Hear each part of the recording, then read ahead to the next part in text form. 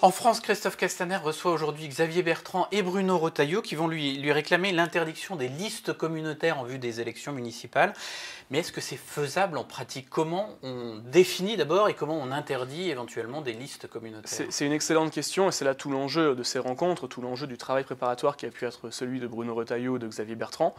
Ce qui est évident, c'est qu'on voit bien qu'il y a dans quelques endroits de la République des tentatives de sécession, de mettre à mal, de pousser de plus en plus loin la République. Je pense que l'exemple qui a été le malheureux exemple de la honteuse manifestation qui s'est déroulée le 10 novembre dans les rues de Paris, contre l'islamophobie. Contre l'islamophobie, qui en réalité, on voit bien que dans l'appel, il y avait des phrases qui étaient extrêmement choquantes. Expliquer qu'il y a des lois françaises liberticides, c'est quelque chose qui est absolument choquant. Est-ce que c'est la loi sur l'interdiction du voile à l'école qui est liberticide pour ces gens? Est-ce que c'est l'interdiction du port du voile intégral dans l'espace public qui est dérangeant et qui est une loi liberticide pour ces personnes-là?